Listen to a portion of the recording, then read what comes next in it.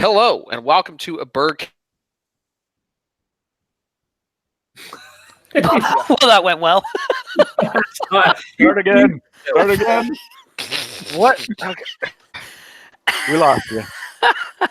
I can start it again, don't worry. Your voice went so high, Jason, only my cat could hear it. But You they loved welcomed it. us to a Berg. Yeah. Can you talk, Jace? Talk. That's better. Try leaning back and then leaning forward. What again. happened? I don't know. I don't know either. You I think we just should leave that bit in and just do it again. Yeah, do it again. We'll just leave it in. Pretend that it didn't happen, people. Christ on a bike. You're so distraught. You look like you've frozen. I have. I basically have frozen. All right, so we're starting this again, folks. This is a Bergkamp Wonderland, an Arsenal podcast. I am your loose host, Jason Schrader, and with me tonight, an esteemed panel from across part of the globe. As always, he's here every week. It's our button monkey. It's Danny the GFP. Hello, Danny. Nanu, you cheeky monkeys, and hello to Jason Isaacs if you're watching. Lovely from my continent over here in the Western Hemisphere. It's everybody's favorite bearded Canadian. He's the reason why I drink all dressed ruffles. It's Jeff Hollandfront. Jeff, welcome. How you doing?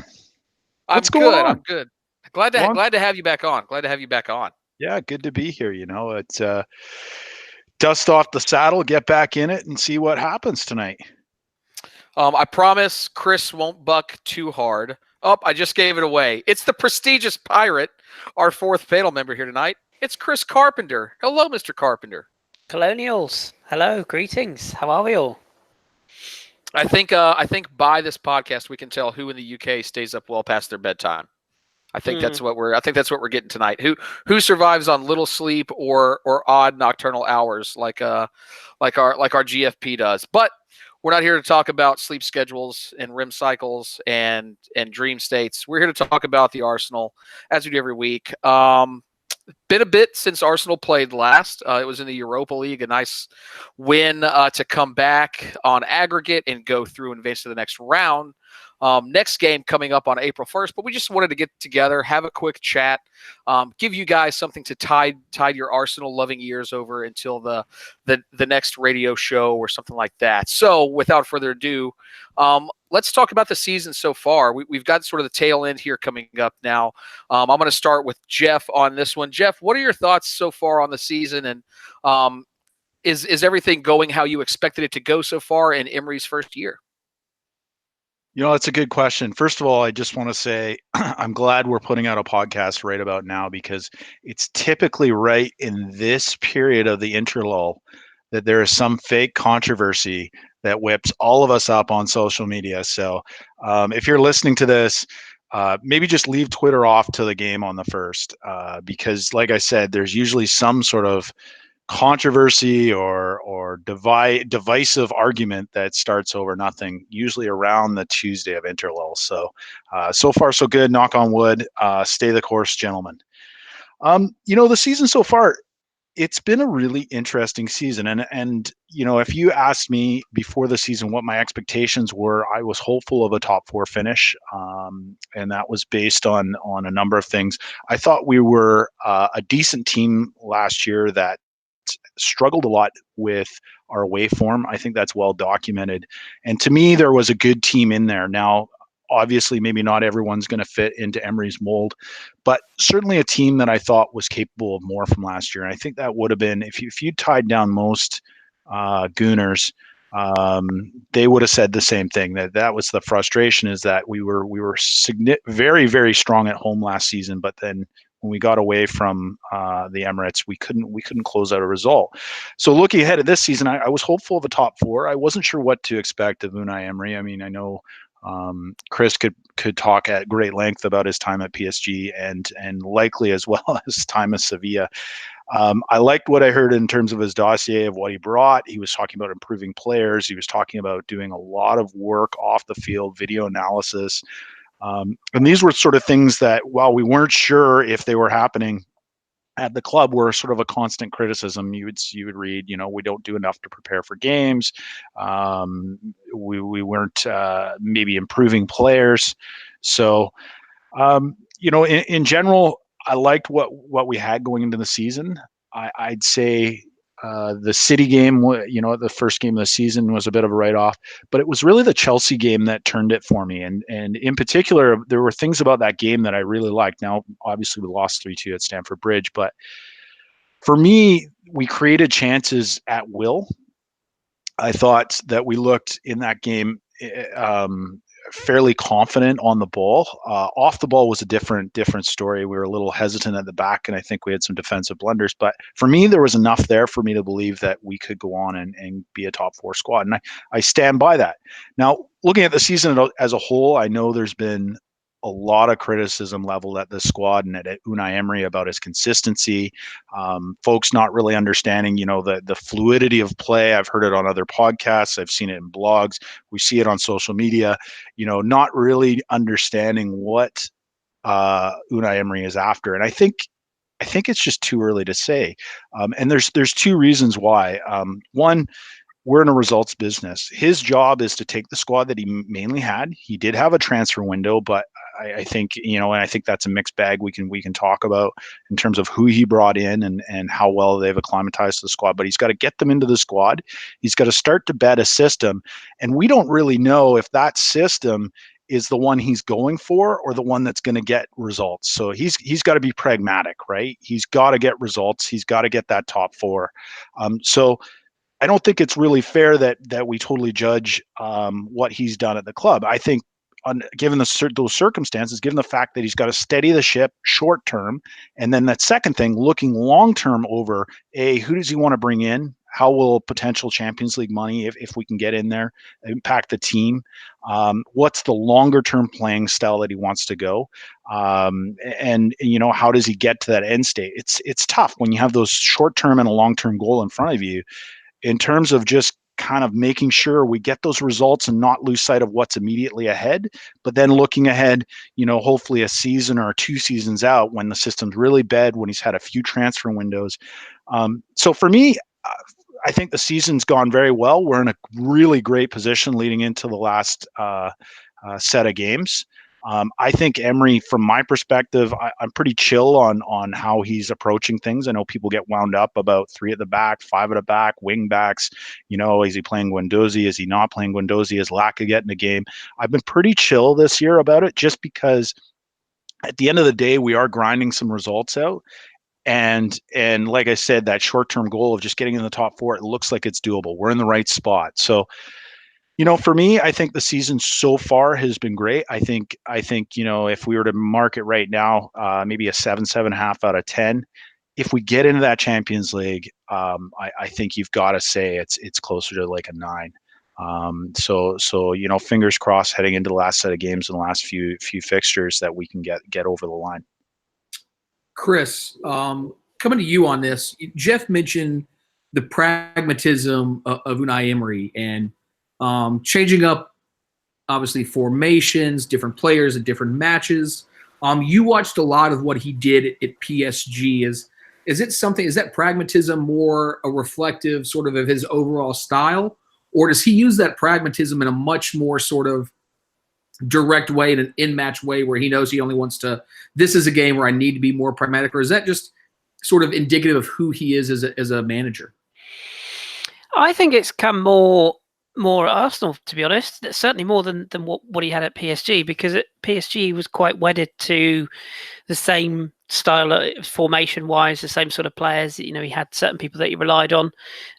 He didn't really wait or deviate from that setup too much. I can't speak as much about Sevilla as I can about PSG, but even back in those days, I do remember him playing with wide players, with a powerful centre forward, and sticking to that. So I don't know whether it's a sort of a bit of a change that he's gone through with Arsenal. I think the injuries have played a big part in the systems we played this year and his approach as a manager, because if you said to him at the start of the season, you're going to lose 3, certainly 2, arguably 3 very important first team players in and around the same period of time, and you're also going to have a situation where you've got player like Mustafi, who I try and be nice, but hasn't reached the heights we might have hoped he would have.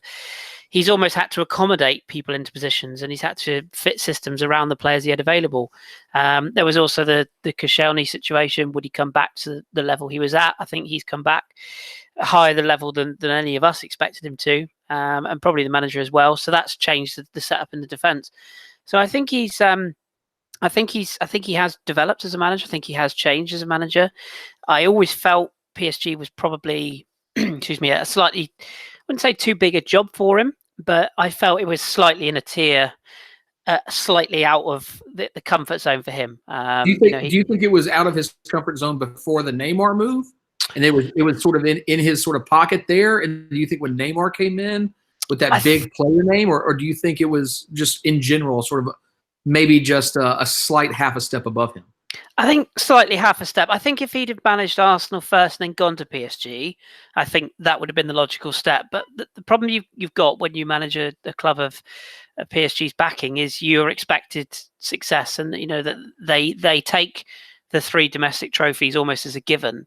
Your job there is to build the brand, bring in the high-profile players, manage the egos, and perform in the Champions League. And when that match for Barcelona went down, I think we all sort of knew which way it was going to go.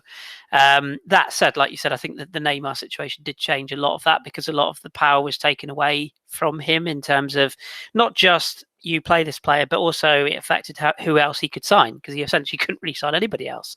Whereas I think Arsenal and Emery to me, feels like a quite good fit, and it has done since he's arrived.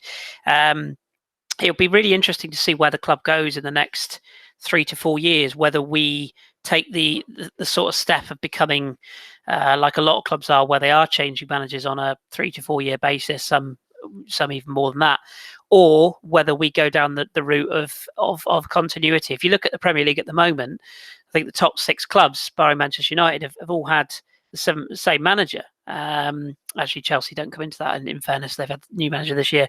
But you look at Mr. One-Fuckle at Spurs, you look at Klopp and Guardiola, they've been in place for a long time, and you could say, it's obvious that clubs wouldn't dispense with them, but ultimately they are clubs that expect success, and if they don't get that success, it's interesting that they've chosen to stick with the managers they've got rather than make a hasty change. So I'd like to see us stick with him, and barring anything dramatic, obviously, if we go off a cliff and finish 8th and, bail out of the Europa League, then we might have to look again.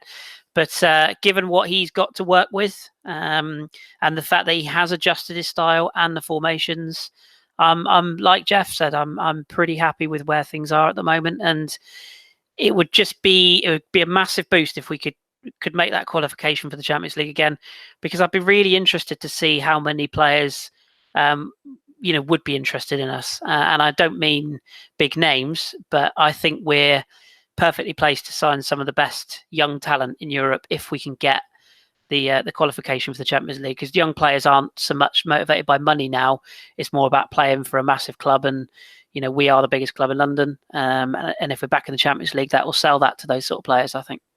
You look at the opportunity that we lost out a few years ago when we bought one player, and like Fife always says, we had all that money in the bank, which would have bought you 3 world-class players or 2. We didn't spend that money. So next season, the money that we had would have bought you 2 world-class players. And the season after, you may have got 1.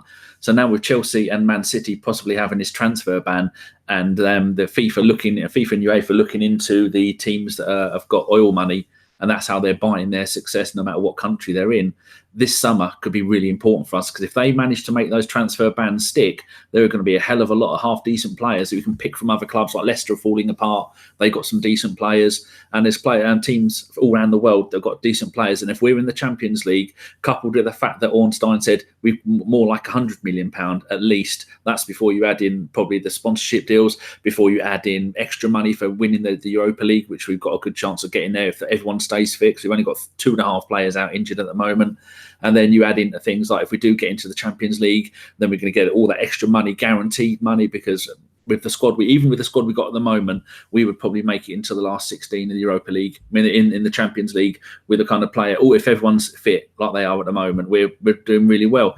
And then when you add into the fact, I was just looking at last season, away from home, we lost 11 Premier League games. That is, we won 4, drew 4, lost 11. This season, we've only lost 5 away. Our home form is roughly the same as it was last season. If we're going to have, that brilliant spell we had of 23 unbeaten, that may have covered a few things over because there was a lot of tactical changes. But at home this season, we've lost 1 game in the Premier League and we've drawn 2 games in the Premier League. The rest of them, we've all won. And I'm just looking at our running. I know I'm moving on a little bit, but our running for the rest of the season, we've got 5 away games.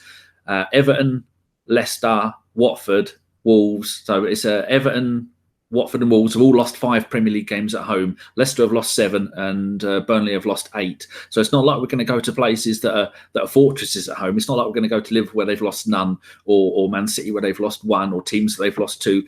All of those teams concede goals at home. Then you've got to take into consideration the fact that for the likes of Wolves, their season is virtually over. Watford's season is over. Everton and Leicester's season is over. Burnley, they're playing for their lives, but they've had a bit of a purple patch recently. And so all these things taken into consideration, I think it's been a magnificent season because of all the stuff. And you can see, like I was talking to Jace for an hour last night, and we were saying that Emery was saying that Ramsey didn't fit into his team, and nor did Ozil. But we've seen that as Emery's team has progressed, we have 3 at the back for one playing type of playing, then we have 4 at the back for another type of playing. And I think he's realised that Ramsey and Ozil both do fit into his squad, maybe not for every game, but for sometimes when they do play in the starting 11 against the right teams, which is what I want to see. And I think that's why we've come on so much from last season, where we played the same formation virtually against whoever we're playing against. I know at one point we changed from 4 at the back to 3 at the back, but then that would be against everybody. But now Emery's going, no, this team plays like this. We're having this formation. They do this. We're doing this formation. Things have changed. Right, we're going to go from playing 2 strikers to playing 1 striker and 2 wingers during the middle of a game. And that's the kind of stuff that's only going to make us better and better. And that's why I've got nothing negative to say about this season. If it wasn't for the fact of injuries, you take out the 2 fullbacks from any Premier League team, as in Monreal and Bellerin, you go, you're not having those. And we're taking out your 2 best central defenders. Go on, carry on. And I like to see them struggle like the way we've struggled. I think he's been brilliant. Yeah, I think we're getting what we should have expected out of Emery for this first season. I think the recent uptick in form is positive to see, for the fact that I think we can all. I think one of my largest criticisms of the last manager and Wenger, for all the great that he did, especially early on, I think that the biggest thing that would happen was he wasn't getting the best out of the players all at the same time. We would have players sort of going through patches in a season, but all separately patches where they were playing really well. Giroud would be on, but Ramsey wouldn't be on. Or Ozil would be on, but nobody else could finish. And I think now we're seeing, as a team, our form, from front to back now, has really, really been elevated, and our consistency has stepped up, which has been really, really key. And that's been the biggest. Wins and losses sort of aside, for me, that was the biggest indicator of how we would finish, is what our consistency would be like. And I'm a really, really big fan of what Emery has done, I think, with changing our training regimen as well. And I know Kris could probably speak to this even better than I could, just about bringing in more intensity, sort of more, higher intensity, small-sided games, higher intensity sort of, 1v1 type of scenarios, and go even training longer as well. Than Wenger did, and getting a better feel for his players, letting his players actually exert themselves more, even more during training than even during a game at times, which you definitely need. So I'm a real big fan of that consistency. That's what we've needed, and I knew if we could get that consistency, the results we wanted would follow, and I think we've seen that. And OG, I think you've got something on this as well, right? No, I think there's been a couple really good points made around injuries and training, and you were mentioning it, Shredder, and Danny as well, around injuries. It really, when we saw Bellerin go out, it was bad when we saw Holding go, because Holding had really started to look like he was going to cement his spot in the squad. I mean, a bit fortunate that Koscielny came back from injury when he did, that offset it. But it was really Bellerin that I thought was going to hurt us. I thought, when that happened, we might be in a bit of trouble. And that was really down to the fact that, tactically speaking, it looked like a lot of our offense was going through Bellerin. He was playing as a wingback. He was getting up and down that right-hand side. How often did he get the assist or the pre-assist on plays? He was crossing the ball low. And I think for the first part of the season where a lot of our goals came from, he was still trying to figure out when to go and when to stay. And a lot of the early games, he got caught out because they didn't quite have that balance right. And as they started to play through that long unbeaten streak, Bellerin was really, it was around, I mean, it wasn't just down to him. It was around all of the players finding where their feet were under Emery. But he was really starting to figure some things out. And then when we lost him at the point that we did in the season, I thought, oh no, we're definitely in trouble here. But full kudos to the squad and to the manager and the staff, because even though we lost him in a really difficult period, we were going through heavy fixture congestion, the difficult period through the holidays. We didn't really miss a step. I mean, there were some up and down results in there, but overall, we're exactly where we need to be. And like I said, that is a credit to this team. On training, what they did this international or interlull break really, I thought was just a really positive move, and that's that they went down to Dubai, played a friendly today. They did a training camp. You could see the sun. For anybody who's, if London's anywhere like where I am, you don't see the sun from sort of November 1st till April 1st. Though I know London's had some unseasonably warm weather, but typically you don't see the sun. People need to go and see the sun. We didn't have a winter break. We don't have a winter break in the Premier League. And I think it's done a world of good. And in fact, I'm pretty sure I saw some quotes from Lacazette saying that this was a really good plan. Hopefully they've recharged their batteries. They've done some team camaraderie type activities. And I really like that. So, full credit to the squad, full credit to the team. Taking a look at that break, some guys went off on international break, but it did look like the core of the squad was there. And it did look like we saw Welbeck, Holding, and Bellerin out with the squad, which I love to see that as well. Even if they can't do full training, just being in and around the team is good for team morale. So I'm excited with where the team is at right now. Yeah, I think, every manager always talks about team spirit. I think you can see it. It's infectious sort of through the entire squad now. And I'll sort of transition into our next topic, which is players that have done well. And I think more so, I think two players I want to point out, maybe not necessarily for doing well. And trust me, I think they've done great this season. But two players that I think have had a massive sort of positive effect on squad morale is the relationship between Aubameyang and Lacazette. I think it's infectious throughout the team, and you see people happier to come to training. They want to be smiling and happy with those guys and joking when they can joke, but also they see that those two guys are some of the most serious professionals when they need to be, and it's a great sort of representation for a lot of the young players on our squad to be able to see. And oh man, it sounds like a dog pound's going outside my door. And it really sounds like it's a really just going through the entire team. So I'm going to go to you, Danny, on this one first. Give me your two players this year, and I'll come to everybody on this here as well. But Danny, I'm going to start with you. Give me your two players this year that have really impressed you the most. That's a good question, because there's so many of them that have, in one way or another, the most improved for me would be Iwobi. But if I had to pick, if I was giving that award at the moment for the best two players, it's going to have to be Lacazette, because the amount of grief that he got for the first half of last season because he was injured and he was carrying the team, partly because me and Kris said he is going to be magnificent for Arsenal, and he has shown he's adapted his game to be able to be not just the Ian Wright style poacher, but the kind of bloke who can play with his back to goal. He was magnificent at Lyon because he had Nabil Fekir playing behind him and playing in the Farmers League. And if you're a half decent player, there it is. The face palm. That's the first time people can see it live on a pre-recorded pod. Just Chris's head shakes. Last week they're doing about 50 of those. But I'm going to have to go with Lacazette. Oh, this is it's a tough one. There've been so many players. I mean, Taraya started off brilliantly, but then he's dropped off recently. Guendouzi started off magnificently, but then he's made a few mess ups, and I think that's why he's been dropped from the team.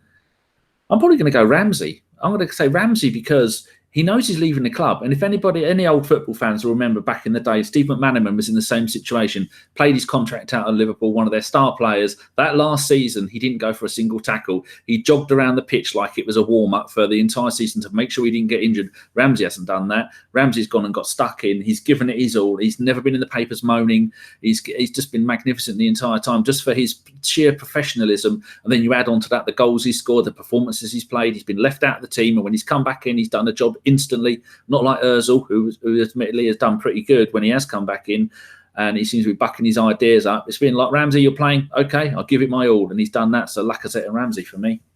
I'm going to go ahead and give mine out here before we go to the last two panelists. I'm going to have to agree with you on Lacazette. I think his work rate in this type of team setup, where especially and Kris may even talk to this because I'm sure he'll wax lyrical about him in a second. I have no doubt, even if he's not one of his best players of the season, he'll still wax lyrical about Alexander Lacazette. But for sure, I think his work rate in this system where we have to press has been phenomenal. And another shout out here, honorable mention in the same category, in the same thread is Danny Welbeck.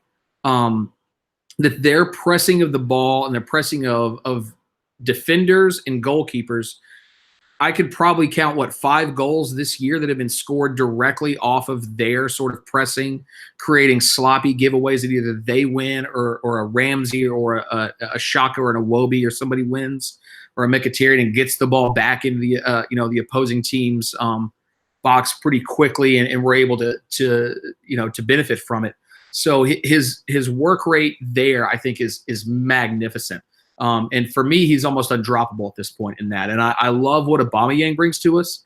But if we're only going to play one up front, I would much rather it be Lacazette, because the work rate that this style of play that we've been utilizing, especially more recently, really suits Alexander Lacazette.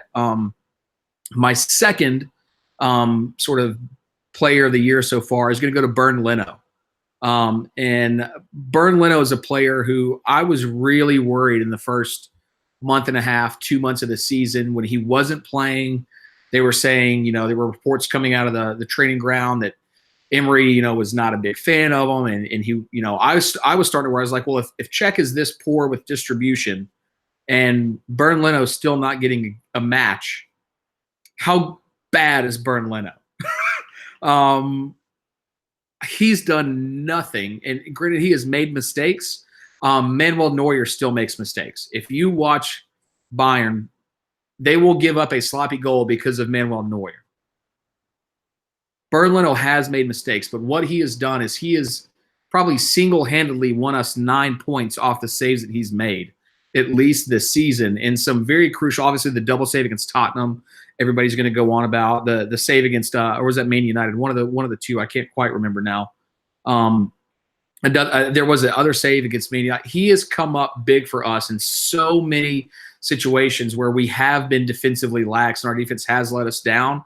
Bernd Leno has been the man that has allowed us to stay in these matches and at least get a point from them, if not go on and take full points. So I think from my standpoint, those two, again, for me, the good teams start with a good spine, and I think having Alexander Lacazette up front as your striker with his work rate, his ability to finish from tight angles and be that poacher like Ian Wright was, and then to have the keeper who can play out of the back, who's solid with his feet. He can be the sweeper keeper, but he can also save those shots that you absolutely have to have saved.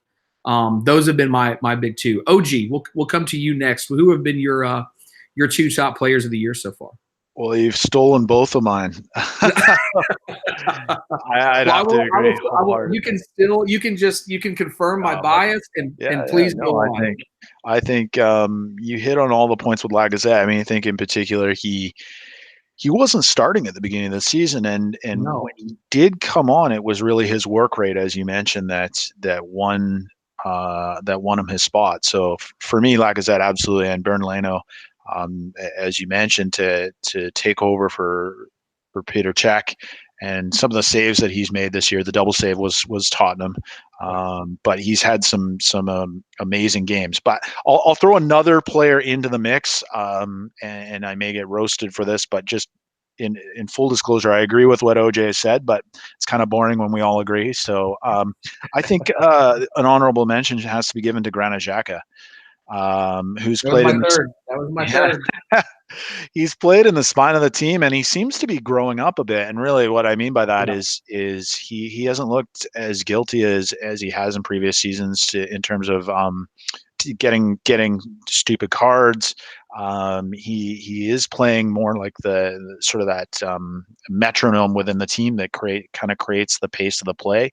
And I think he's had a pretty good season. He's had a lot of haters down the years, but I like the fact that he looks like he's growing up and he's playing good football. So I'll give him an honorable mention. And as much as I don't want to admit it, because I was a little hard on this guy earlier this season, let's talk a little bit about Iwobi. He is starting to play some super football. So for me, and the reason I get a little hard on him, I know he's a young player, and we need to support our young players coming out of the academy, and I do. So it's not like I'm out on social media calling him an idiot or anything like that. But for me, I haven't always thought Iwobi had the substance to be a top football player, and that's down to I think the fact that at times he's capable of a mistake that a youngster can make. But also it's around it's really around his body language that there's something that really bothers me. He gets a look on his face that he doesn't look like he honestly cares. And I don't know what that is about that, but it really sets me off. But I have to say, as the season's progressed, and yeah, he doesn't displace any of the players that we've talked about so far, but as the season's progressed, he looks like he's putting the work in. He's working with the staff, and he is creating goals. He's been our creative outlet. So full credit to Alex Iwobi, because for me, he has played into this season nicely. So I hope that continues. Again, he's not my favorite player, but credit where it's due. Yeah, well said there. I feel very similar about Xhaka. I just knew I couldn't say that without getting roasted for my constant defense of him. And I think if you look at our record with Xhaka in the team and out of the team, I think that sort of speaks for itself as well this season. So you had to leave a little meat on the bone for me there. I did. Mr. Carpenter, El Parito. I don't know if that's the correct Spanish pronunciation, so my apologies. But what does the good captain say of the pirate ship? What does he say about his two favorite players this year? Who you got there? Well, won't really surprised to know, or it won't surprise you guys to know that Alex Lacazette is definitely in my list. I think everybody's touched on the reasons why already, so I won't cover it too much in detail. But just his overall work rate, commitment. Every time he comes on the pitch, I think the things he's done off the pitch have been brilliant as well. His reactions to getting subbed, he's never sulked. He just got on with his job. Scored important goals at key times, makes our front line better. And that's not to take away anything from what Pierre-Emerick Aubameyang's done, because I think he's been far more of a plus than, if I'm honest, I thought he might be when we signed him. I had concerns. I did think maybe he could be a little bit too big time for us, and he's sort of showing that he really loves this club and his new environment. And the two of those two, they blend off each other so well, and they're obviously a really good partnership on and off the pitch. So yeah, I think Lacazette for me would be a player of the year if you were going to have one. I was really torn between the sort of second pick. Alex Iwobi is definitely one I would put into the mix, but I'm going to introduce two others, which I just can't split for different reasons. Might not surprise you to know they're both French, but Mathieu Guendouzi and Laurent Koscielny, for very differing reasons, really, at both ends of the spectrum. I think what people need to understand that I don't mean that to sound patronising, but the levels that Guendouzi has hit from where he was playing last season are astonishing. This is a kid who has come in and has run a midfield for us in a number of games, having been a sort of a fringe player at Lorient for 2 seasons before getting his breakthrough just last season before he signed for us. For those who don't know, Lorient were a French first division established club. We got relegated. I say we, it's the team I follow. Got relegated at the back of end of last season, and obviously this year have been in Ligue 2. And when he was playing, when they were in Liga, he wasn't, he was thought of as a player who possibly would make the grade, but he certainly wasn't a first team player until they got relegated, and then he made the step up.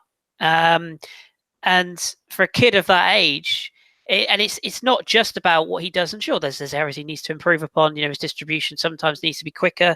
He does sometimes turn into trouble. You're going to get that from young players, but I get really bored of the same old stuff coming out about, have you seen what Jadon Sancho's done? Oh, have you seen what Callum Hudson-Odoi's done? He's worth 25 million.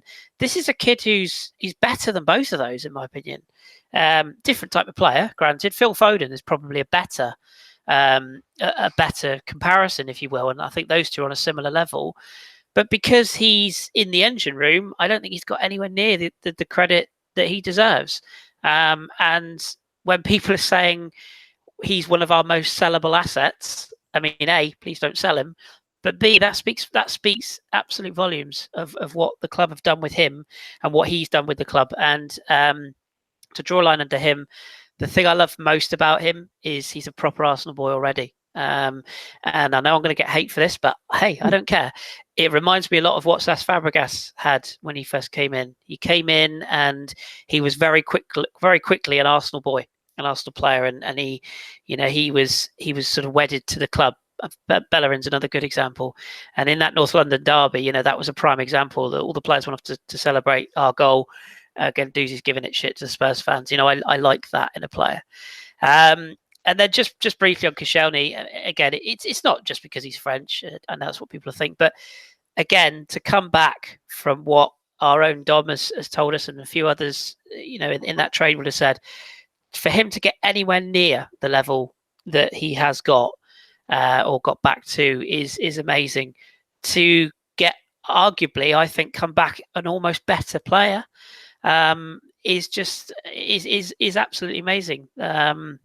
You sit and you watch that documentary of his rehab and what he went through.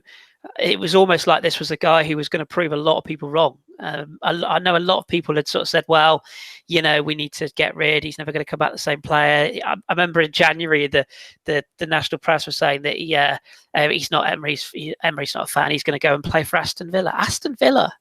I mean, seriously, he would probably walk back into the French national side now if he was 3 years younger. He's played 11 out of the last 12 Premier League games. Exactly. Never thought we'd have seen that. At 32, 33. I mean, and he is the best captain we've got. I genuinely believe that. Don't get me wrong. I don't think he'll be around for another 10 years. Obviously we are going to have to look to replace him long term, but someone of that stature to come back and to lead the club, and he came back at such an important time where we really were on our ass with injuries. He's been brilliant, so it's kind of an honourable mention. But if you nailed my balls to the wall, I'd have to pick Lacazette and Guendouzi as the two. But yeah, the honourable mentions for Iwobi and Koscielny as well.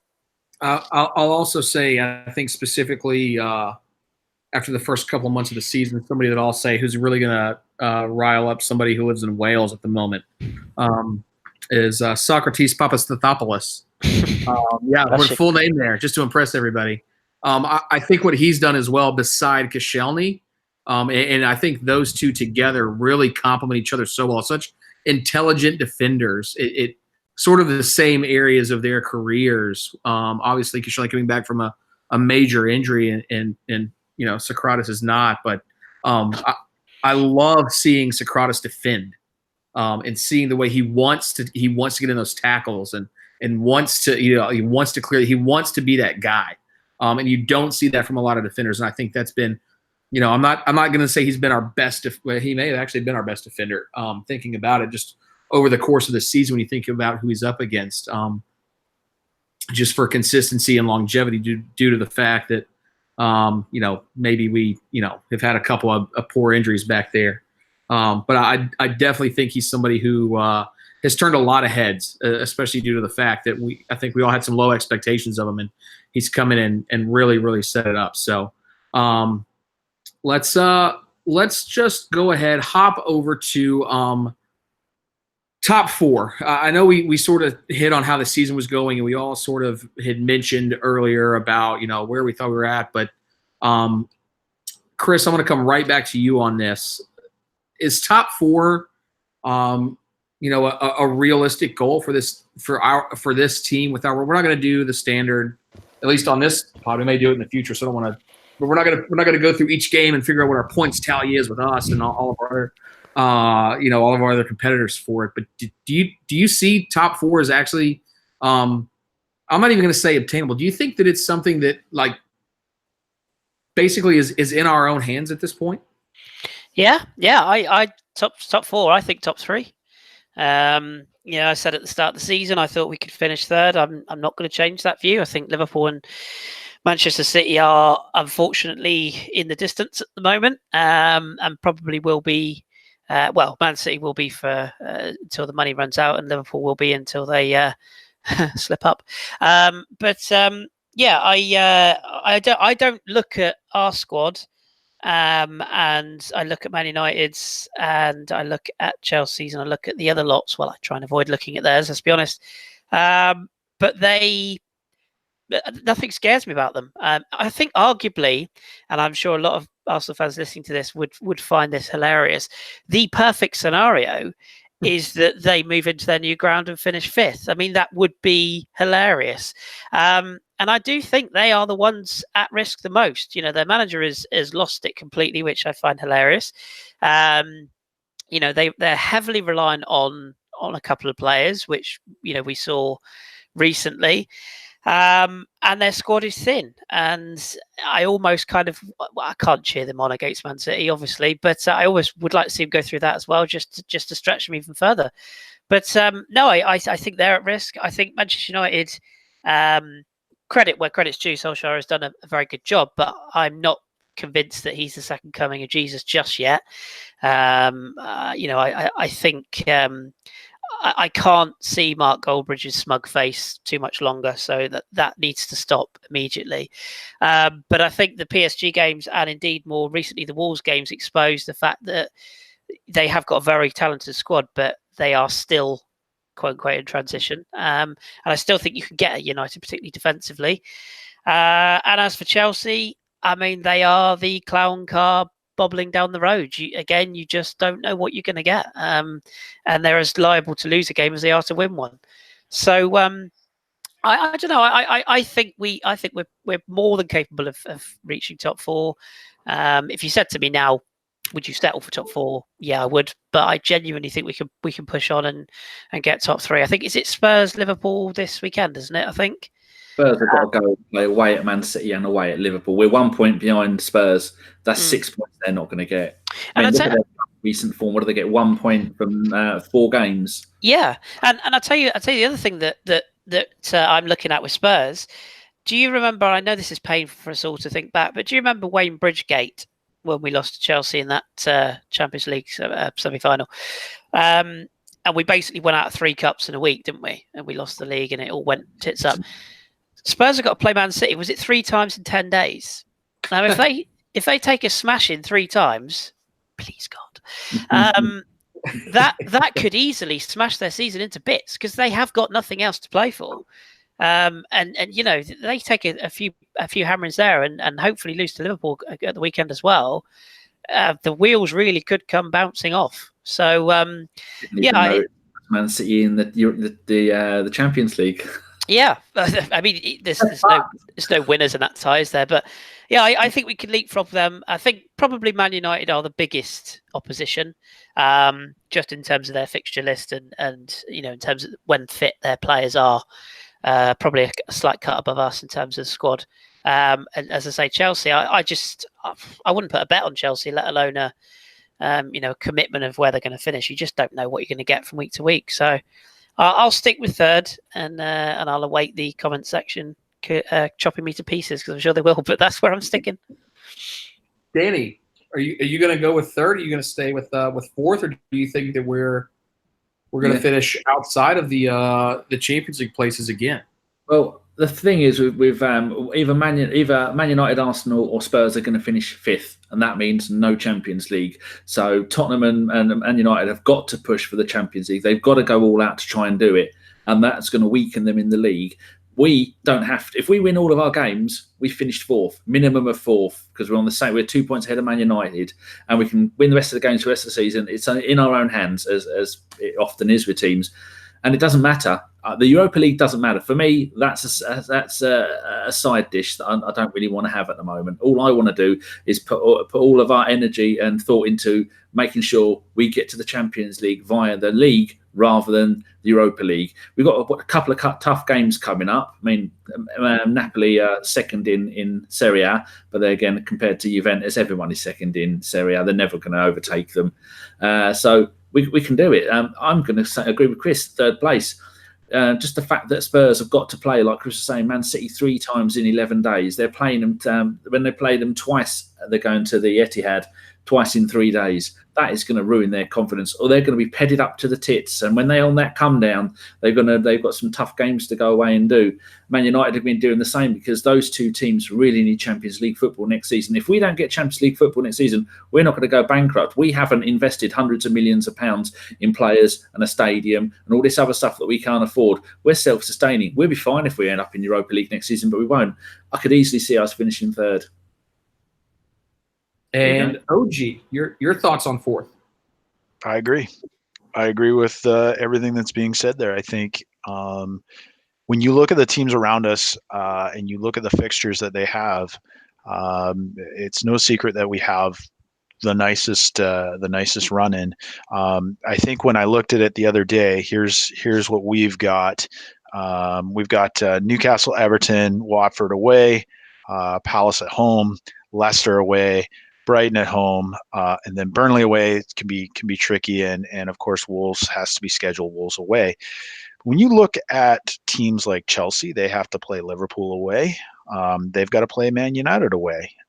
When you look at Man United, they've got to play City at home and Chelsea at home. 2 tough games right there. And then when you look at Spurs, they've got Liverpool this weekend away, and they've got to play City away.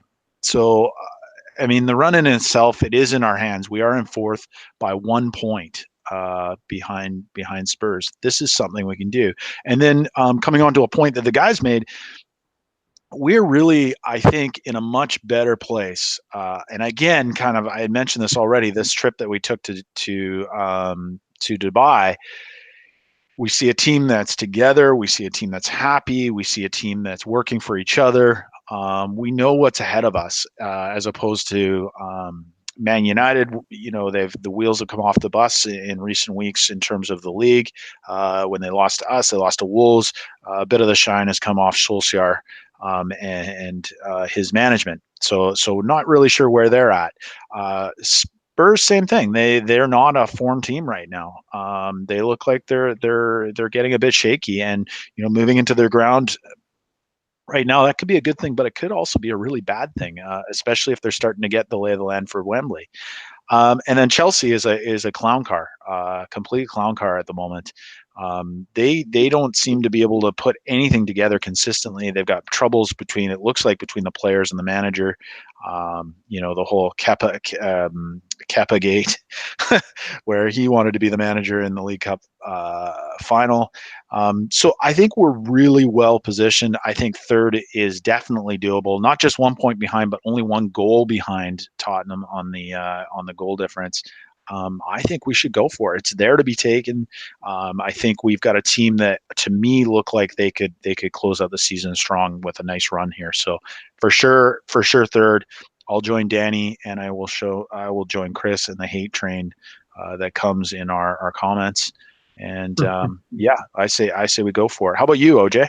I'm going to be negative Nancy to a degree, and I'm going to say we will finish fourth. I just we are playing more consistent, but we still have some errors and we still have some slip ups, and I think we still will. And I do think we will make the Champions League, but I do think it'll be as fourth. But yeah, obviously third, it'll be great. I'm not rooting for us to finish fourth. Anything above there is definitely great. I want to say the one thing that I feel that would maybe set us apart if we do get back into Champions League, United, Chelsea are always going to have money. They're always going to be able to buy their way back into competitions. I don't think Arsenal can win the league if we're not in the Champions League and don't have those available funds for transfers to buy the players that we need to push on for Premier League titles. So I think it's insanely crucial that we get back into the top four. And I'm not going to try to be overly optimistic and go third is ours. I think I see us finishing fourth and really, really excited here. So. All right, so here's what we're going to do. Danny's got a wonderful list, and I don't want to negate Danny's wonderful work on putting together a run list here for the show. But I am going to skip something because he's got in here summer transfers. The problem is without a real technical director like we're trying to do, transfers may be a little bit interesting, and we may be getting ahead of ourselves. So I'm going to skip the transfers part here, Danny. I'm going to go straight to technical director. Danny, we'll start with you since you're the first up here on my screen. The transfers thing, it makes a big difference whether we're in the Europa League or the Champions League next season of who. Oh, absolutely. Good call, Absolutely. Jason. So who for those transfers, let's say we get back in the Champions League, who's that technical director you want after we have had some controversy, as you say across the pond, some controversy, as we say over here on this side of the Atlantic. As we've had some controversy over Monchi not joining and him going back to Sevilla and it being sort of in limbo right now, who's your technical director that you would bring in? I have no idea. I'm not even sure what their job is. Why did you put the question in there? Unbelievable. You wrote all this out in the WhatsApp group earlier today. They're all listening. I would just do as I'm told. I would go for someone like, when I was talking on a podcast last week with my mate Kevin Campbell, hello Kev, if you're listening, we'll have to meet up again soon for brunch. He was saying that there's someone from inside Arsenal there, a Spanish bloke who's been at the club for years. Categao. Bless you. That was him. Personally, I'd go for someone like Edu, who is currently with the Brazilian national team. He's done stuff back at my Brazilian club, Corinthians. But I don't think I'm qualified to say. I mean, I'm not qualified to talk about most things Arsenal. I can just make it up. But even this, I'm struggling to make it up. So I'll just go with whoever people think is right. I doubt very much anyone's going to listen to us. But I think Kevin did have a point when he said it's got to be someone who knows the club, which is why I'd like Edu, which is why Monchi seemed to be someone who was going to come in, buy players, and then with a view to maybe moving them on. Which I heard there's a French manager that's out there that may know about the club a little bit. None. Looking for a job? None. I think Laurent Blanc is busy at the moment, to be honest. But cheeky Chris. Chris, I'll go to you. Who's your pick for TD? Andre Arshavin. Just because it'd be fucking hilarious. For everyone. I am Gooner. No, maybe the new Mkhitaryan doll that's been released. Mickey. It talks, doesn't it? I just words fail me. In all seriousness, this is probably the one area of football hipsterism that I'm not particularly au fait with, in that I don't know too many. I think I know. I think the Monchi one is a bit disappointing because it seemed like a good fit. I think Mark Overmars would have been the one I would have gone for, but he's obviously signed a new deal. I think I'm probably with Danny on this one. I think Edu, during his time at the club, he seemed to be. He was a very intelligent guy, very switched on. I tell you one I might pull slightly from left field, and it's another Brazilian, and I don't know whether this would be a guy who would be even remotely interested in this role. Not quite. Gilberto Silva. Yeah, I don't know. I mean, he's very well thought of in the footballing world. He's got a lot of good contacts. He knows his way around. Yeah, he knows his way around a lot of clubs. he has got some experience in sort of backroom type of role since retirement. And on that level, could you even extend that to a Robert Pires or someone like that? But it's a really hard one to judge. Yeah. And I think if you're obviously, there's people are saying that the one thing I would say is that people are saying, "Oh, Steve Morrow, that's going to be terrible. Nobody knows him. Nobody respects him." Well, I don't necessarily subscribe to that because nobody really knows how good a negotiator that is. You know, Dick Law was supposed to be fantastic, and he couldn't get us Gary fucking Cahill. So, you know, I don't think it's about how big a name you are. It's about how good you are around a boardroom table, how good you are in negotiations, and if Steve Morrow's got that relevant experience, then fair enough. So I'm certainly not going to be battering my keyboard into the early hours of the morning if it isn't the name I thought it was going to be. But yeah, I think maybe Gilberto or Edo would be the two I would go for. But Arshavin would be great for Bants, let's be honest. He would with an assistant technical director of Nicholas Bentner. OG coming to drive. you. OG coming to you. You have any thoughts that differ from maybe Kris or Danny on this? Well, I will say that when it looked like Monchi wasn't going to sign, and then when Overmars signed his new deal at Ajax, I was a little concerned when I heard that the club was going to handle it internally, and only because our track record hasn't been that great over the last several transfer windows, and I would say the last maybe two aside. Now, of course, we don't know how much Senley or Hasfami had to do with the transfers that did come into the club. I think we can speculate on that. We can speculate on which ones were Sven, which one were others at the club. But I think before that, we weren't exactly stellar transfers. So I do get a little bit concerned. And then when you combine that with the fact that if we do get that Champions League spot, and Danny, you had mentioned this earlier, this is going to be a really critical transfer window for us. It's going to be critical because we want to cement that top four spot. It's going to be critical because Emery, it's another chance for him to bring in the players that he wants to bet his system. So for me, really a critical period. And I don't think having a makeshift team do it is probably the best approach. That's not to say that they won't be successful. So I think I tend to look at the way a club like Ajax runs their technical team. They've got the technical heart, which is made up of former players. So I love the idea of Edu, Gilberto Silva, Bobby Pires, Robert Pires would be great. And it's a collection of ex-pros from that club. So you've got that connection to the club. They oversee all sorts of things, not just recruitment, but they're looking at the technical style of the club. So then you can probably put Per Mertesacker and Freddie in there.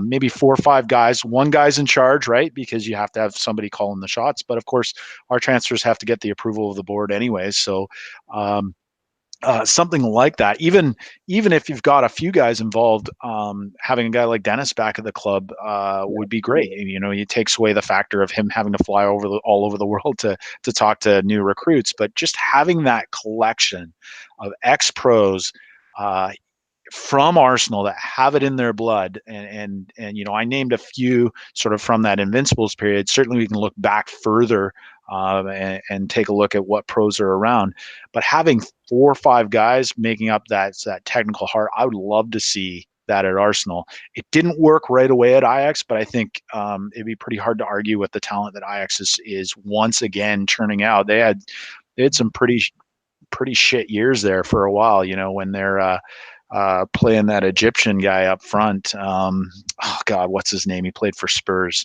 He's huge now. Mido. Thank you. You know, there were some lean years at Ajax, but certainly they look to be back with a vengeance. Not only their performance in the Champions League, but you know, you look at the young players that they're churning out that are being linked with the top teams around Europe. So for me, that would be the approach I would take. I think it echoes kind of where the other guys were at in terms of bringing somebody on that's been at the club. I don't want to alarm anyone, but one. As everybody now alarmed. I'm now alarmed. One technical director that is currently out of work. One Mikel Silvestre. Just saying. So going for something a little. He's 41, believe it or not now. But he worked at Rennes. How's he a technical director? He was working at Rennes in that position, and he finished at the back end of last season. So he's and another popular one off the pass. Some of you remember this name, Predrag Mijatovic. Do you remember him for Real Madrid centre forward? He's also an out of work technical director.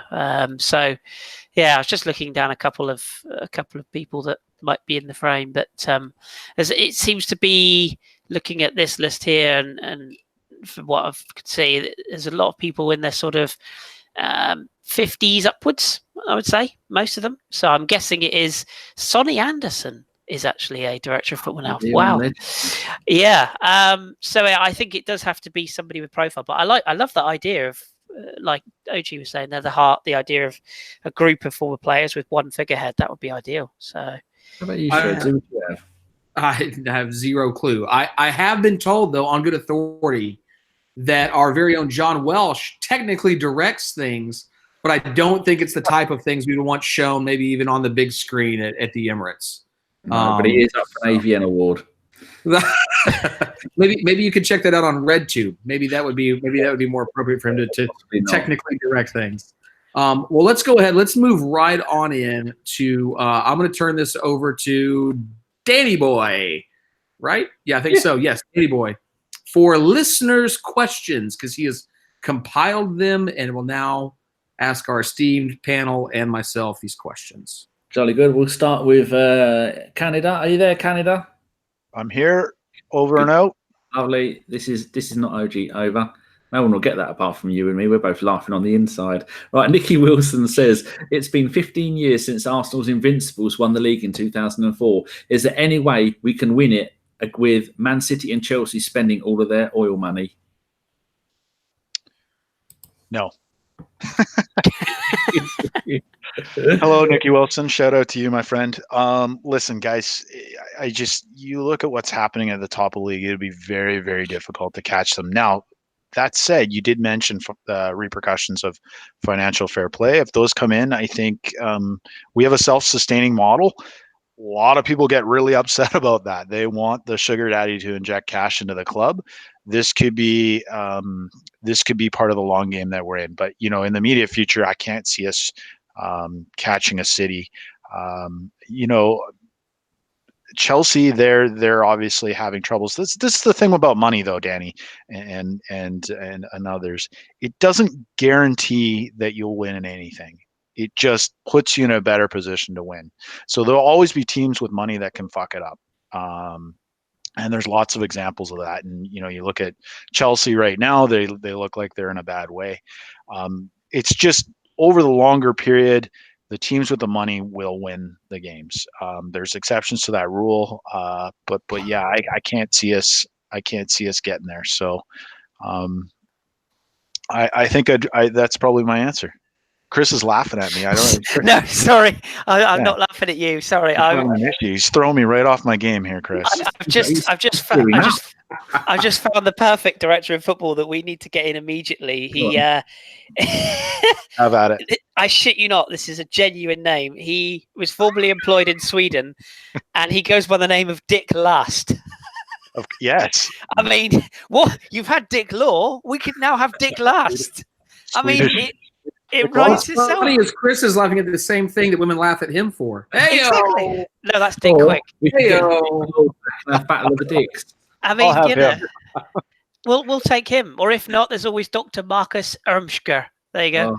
Anyway, I'll stop now. Sorry, that just tickled me. Dick Last, brilliant. I ran out of gas there. Noir Confidential, as usual, sent in some decent questions. He says, "Who you will probably talk about it anyway, but we haven't. What are your thoughts on our April fixture list?" Now, I did a tweet the other day from the pod account explaining that in 30 days we have 8 games, 5 of which are away, and some of those games, with the away games, you travel one day and there's a 2-day gap between. Sometimes there's 2 or 1 day between games if you include travelling. That is just absolutely mental. If this was happening in France or Spain or Germany or Italy, they may well go, well, we'll move this game here or we'll give you a bit more time. Here, the FA go, no, here, have all of your games. We're going to play them all at midnight and we're not going to help you a single bit. What do you think? that free for all? No, that's Yeah. Shredder. He was too busy laughing at the dick jokes. Sorry. No, I think it's also what happens when you're in the league that has one of the top flights that has the most teams in it. A lot of the other top flight leagues only have 18 teams and not 20. So you got to fit those matches in somewhere. And I think the good news, the good thing about Arsenal right now is the fact that we actually have a little bit of depth. We can rotate players, and everybody understands their role when they come in right now. And that's the important thing because it's definitely going to be needed. But, it is funny how – and I'm sure we only view it from the Arsenal perspective, but I'm sure other clubs have the same feeling about the FA, where the FA just does not care about European fixtures. And they allow all the fixtures to pile up all at one time.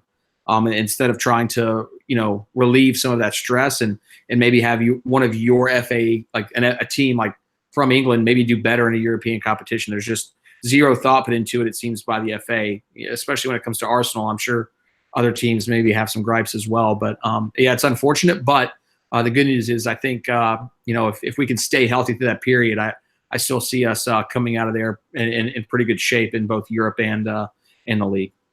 Totally good. Right, Kris, question for you from Noir Confidential again. He says, the other week, Messi was applauded by Betis fans after he scored a hat-trick against them, while Ronaldinho was once applauded by Real Madrid fans. What are your thoughts on this? Would you ever consider applauding an opposition player? I don't think it means applauding them when they get sent off, because I've done that many times. Yeah, absolutely. I can't think of a time I've done it, if I'm honest. But yeah, you're privileged in life to watch some of the greatest players, in our lifetime. We've got too. I still remember that Ronaldo hat trick at Old Trafford for Real Madrid back in the day. That was another performance that stands in my memory of amazing performances. Zidane in the World Cup final. There's so many. But yeah, I don't see why not. I would never. Would you ever cheer Harry Kane? I was just going to say no. I was just going to say that I would never.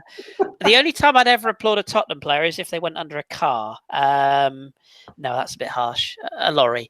But yeah, no, I don't. I think there's levels where you can applaud the opposition, and there's levels where you just don't do it. Rivals, I don't think you would ever do it. I think it's very easy for a Betis fan to applaud a Barcelona player. That wouldn't happen in the Bernabeu, would it? Let's be honest. So I think there are levels. But yeah, I don't see any problem with it. I'm probably the worst person to ask for this because I'm extremely salty when it comes to opposition, and I don't like giving anyone any credit if it's not Arsenal, as our listeners know. But yeah, I think if you're particularly if you're there and you witness something truly special. I've seen Messi play in the flesh once, and it is incredible. So, yeah, I don't see any reason why it's a problem. And if it gets some of the other stupid crap that goes on from people invading pitches and stuff out off the back pages, then I'm all for it. Yeah, a bit of respect is no problem with that at all. Right, question for all of you from Neil Mkhitaryan, no relation. He says, with all the recent mock-ups of potential kits for next year, and for lots of potential kits for next year, go and have a look at our Instagram. That's @_Bergkamp_ Wonderland. And someone says come by on a bike and I thought it was a UFO. I was thinking, they've come at last. No. Yes, so @_Bergkamp_ Wonderland. Go and have a look at that on Instagram. We put up 3 or 4 things, about 5 or 6 things every day, and it's always Arsenal related or kit or boot or FIFA related for the kiddies. But remember, kids, FIFA is not real life. So start with you, OG. What is your I haven't finished the question. What's your favourite home or away shirt? Neil says 95 away shirt for me. That's the navy blue with a lightning bolt. So OG, what's your favourite Arsenal kit? Favorite home and away? Not either. I really like the Invincibles kit. The red with the O2 on the front. It's a controversial decision, but such a special team. But I'm also going to give a quick shout out to the 93-94 Arsenal Adidas away jersey. That's the gold with the 3 navy blue stripes over the shoulder. I love that shirt. So between one of those two, I think are my 2 favorites. Shredder? I'm going to go newer. I'm going to pick a shirt from when I've been supporting.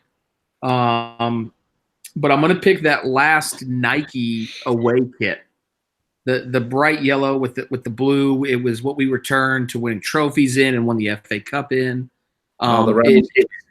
It's just simple. It was traditional, and elegant, and that's sort of what I tend to go for in kits. Is don't try to get too fancy. Stick to some basics.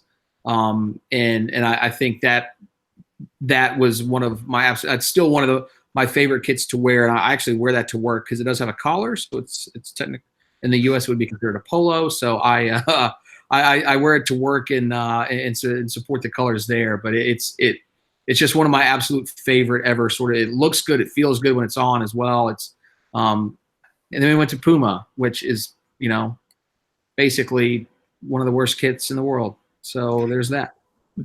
Dear listener at home and on the toilet and on the bus, Kris is going to talk for the next 4 hours about kits. So we'd like to leave. We'll email you when he's finished. Kris? No, I'm going to keep it short and sweet. Over Mars, Old Trafford away, yellow with the blue sash, with the blue band around the waist, around the chest. I think that was 97, 98 away. I think it was. JVC night shirt. Yeah. That one, like Shredder said, it was of its time. Some amazing memories in that shirt as well. So, yeah, that was the one. Home wise, it's a bit controversial, but I do love the red currant that we did. I really liked it. I know it wasn't tradition. I'd love to see a play on it with the white sleeves. That would have been interesting. And always stripy socks. That's the only other thing I'm going to say. Always with the stripy. The candy cane socks, 93, 94, were lovely. Let's bring those back. But there you go. Short and sweet. If anyone's wondering what mine is, as long as it's 8XL, I don't care because I have sensitive nipples.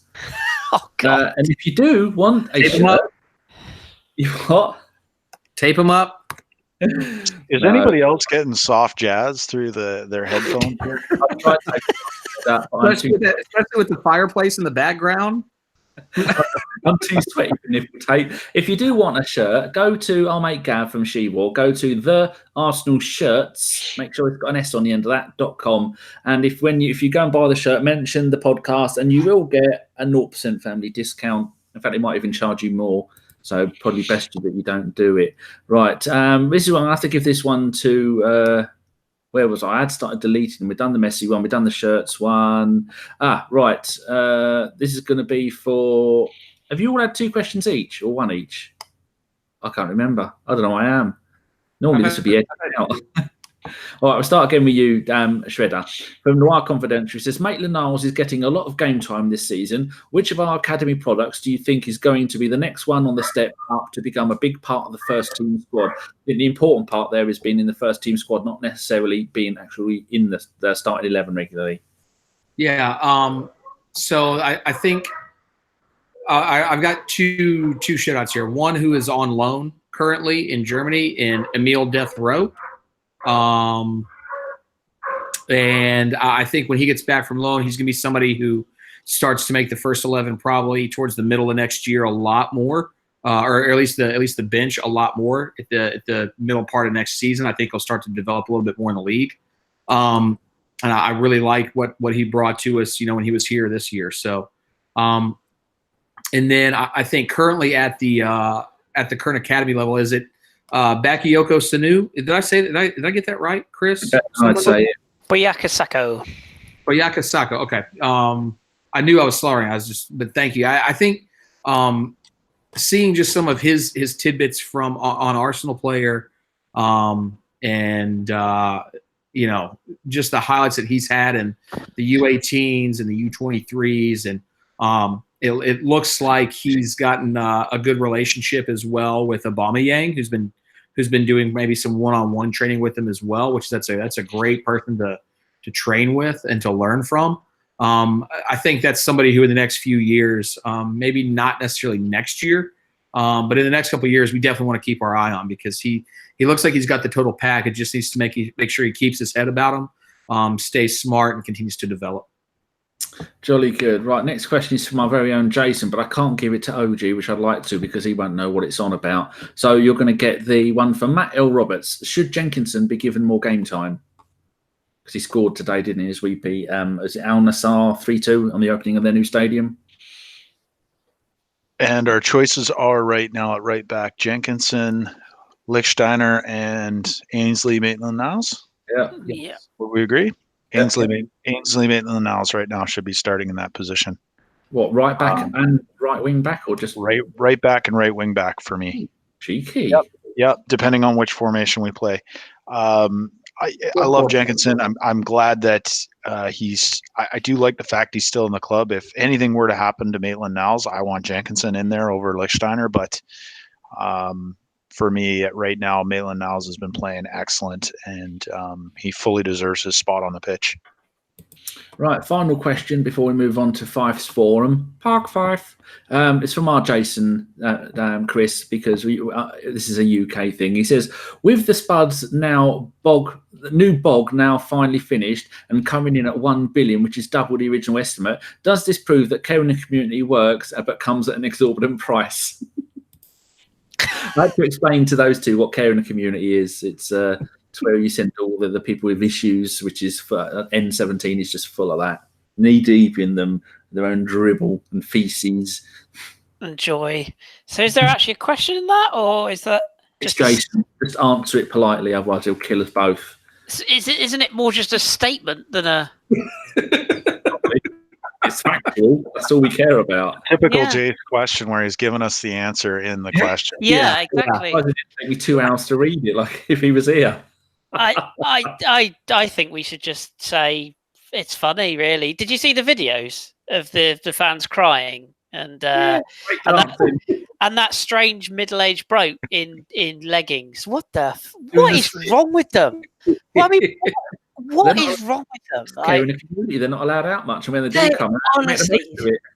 I mean, you're a full-grown middle-aged man with a man bun right now, so I don't know if you can talk too much at the moment, Mr. Carpenter. Well, I mean, I rock it. They are just. I mean, I do like that shirt. It's I do like and Claret going together. What's his name? Thank you, Danny. What I will say, as we're talking about NYC. The new Spurs toilet. Yeah. That actually leads us perfectly into Fife's Forum.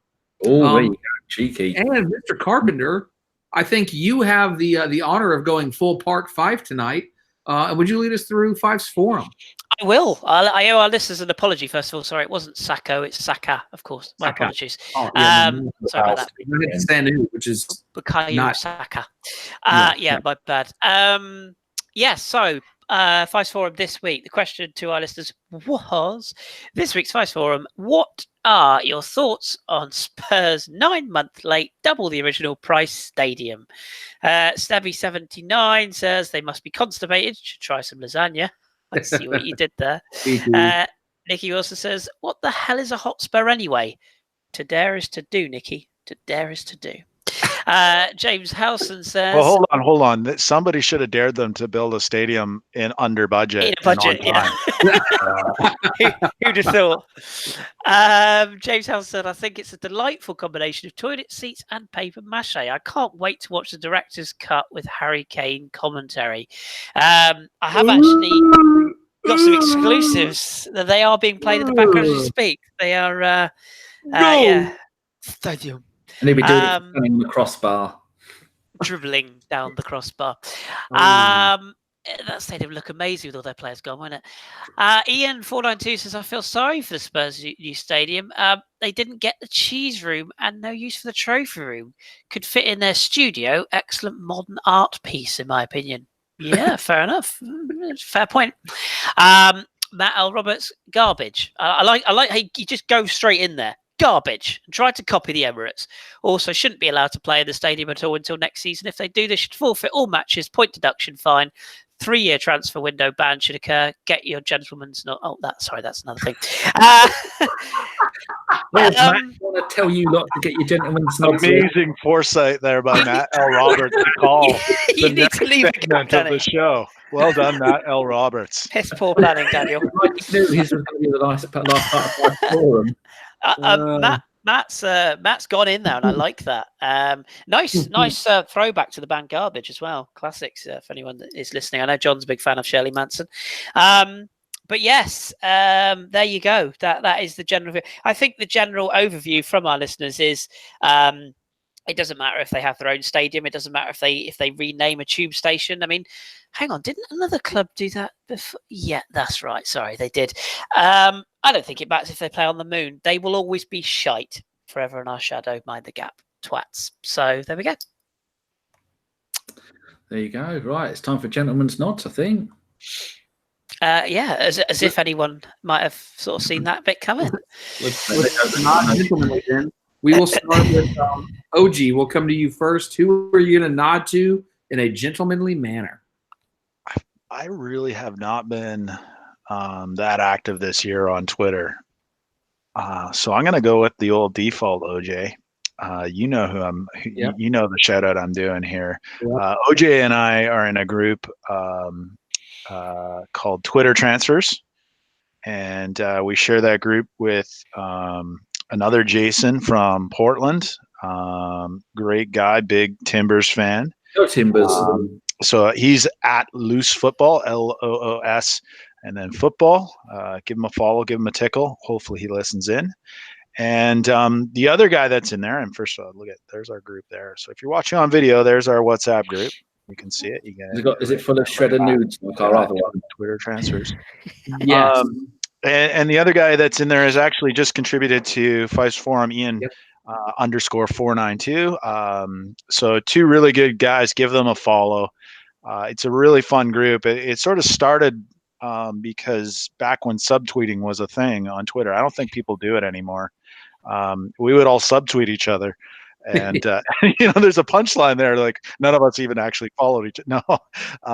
And so it began like that. We would be subtweeting each other, and then eventually we all kind of got in on the joke and found a WhatsApp group. So shout out to the Twitter Transfer boys. Who's That's next? Right, you are, Danny. Oh, right. My one's going to go to shared between two people. If you go to Twitter, and it's at ARTYBIANCO. Now, if you do use Twitter, you may well have seen he's an artist from Sheffield, and he has done the North Bank. I think it's the North Bank. And in front of it, he's done drawings of about 50, 60 Arsenal players, like Tony Adams at the back holding his hands up. And there's Charlie George laying on the floor in front of it. There's that bloke who mooned the Spurs fans when he scored against them. And then all the different kits. He's done the entire drawing. And between him and Gav, they sent me one. Now, I said to Gav, I'd like to pay for it. Gav said, shut up, you're not paying for it. And he posted it to me. So him and Gav, who is at SheWar, that thing is available for sale on Gav's shop on SheWar. So just go and have a look at that. But yeah, Artie, that's a magnificent bit of art. There is so much really, really good Arsenal art going around at the moment, and you can find all of it on Gav's shop. So cheers, Artie, and cheers, Gav. Awesome. Mr. Carpenter, who are you shouting out this week? Two quick ones. One is one of our own, Neil Robbins at Chimp the Gooner. He's still with us. He's still in our parish. We still chat to him on a regular basis. He's still very much one of the biggest fannies walking the planet. But yeah, top bloke, and it deserves a mention. So hi, Neil. He just got married too. He did. You're right. Absolutely. So shout out to Chimp on that one. Yeah, Jason's very happy. I gather they're very happy together, so that's good. And the other one is Dick Lust. The Get Dick In momentum bandwagon starts here. I think hashtag Dick Lust. Hashtag Dick In. Maybe don't look that one up. No, I think we can all get behind the idea of a big dick in the boardroom this summer. So I'm very much going with my dick in. Let's make it happen, people. We need a wet room at the club as soon as possible. Yeah, not a cheese room. That would be all kinds of... Oh, no. John have a wet room in his basement. Oh, God. The Welsh dungeon of terror. My shout out tonight is going to go to at the Lion Gooner, my good buddy who I play pro clubs with, Kris Lodato down in Orlando, Florida. Big Lion supporter down there. Really good guy. Will be Arsenal confirmed, basically all but confirmed. They are coming this year to about 2 hours away from my location. Thank God. So we are already planning the summer party at my house.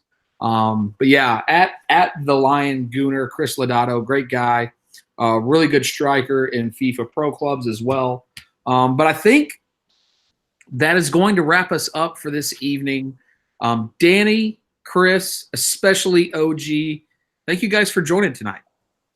Thank you for drawing the short straw and having to herd us like cats. That's Danny's favorite saying when he can't get people to do any pods is you guys are like herding cats. Thank you all for listening. Without you guys, we'd just be a bunch of idiots here talking on the internet. But evidently you guys like listening to idiots on the internet. So we're going to keep doing this as much as we possibly can. Go check out our YouTube feed. Check us out on all the social media places. I don't know them all by heart, but I'm sure if you hit Danny up at all hours of the morning, he will be able to tell you. Please go do that. Danny, hit the button. Nanu, you cheeky fucking monkeys.